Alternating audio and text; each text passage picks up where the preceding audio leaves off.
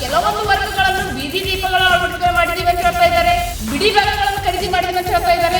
ಇವತ್ತು ದಾಖಲೆಗಳಲ್ಲಿ ಲಕ್ಷಾನುಗಟ್ಟಲೆ ಬಿಲ್ಲದಿ ಪಬ್ಲಿಕ್ ಪಾರ್ಟಿಯ ಜಿಲ್ಲಾ ಅಧ್ಯಕ್ಷ ರಮೇಶ್ ನಾಟಿಕರ್ ಅವರು ನಮಗೂ ಕೂಡ ಆಹ್ವಾನ ಮಾಡಿದ್ರು. ಅವ್ರ ಜೊತೆಯಲ್ಲಿ ನಾವು ಅವರ ಸಮ್ಮುಖದಲ್ಲಿ ಅವ್ರ ಜೊತೆಯಲ್ಲೇ ಕೂಡಿ ಇಡೀ ಗ್ರಾಮವನ್ನು ತಿರುಗಾಡ ನೋಡಿದಾಗ ಎಷ್ಟೋ ಕಾಮಗಾರಿಗಳನ್ನು ಬೋಗಸ್ ಮಾಡಿರ್ತಕ್ಕಂಥದ್ದು ನಮ್ಮ ಕಣ್ಣೆದುರುಗಡೆ ಇದ್ದಾವೆ. ಹೀಗಿದ ಮೇಲೆ ಇಂಥ ಅಧಿಕಾರಿಗಳಿಗೆ ಭ್ರಷ್ಟರಾಗಬೇಕು, ಅಧಿಕಾರಿಗಳಾಗಬೇಕು ಅಥವಾ ಕಳ್ಳರಾಗಬೇಕು ಅನ್ನೋದು ಗೊತ್ತಾಗ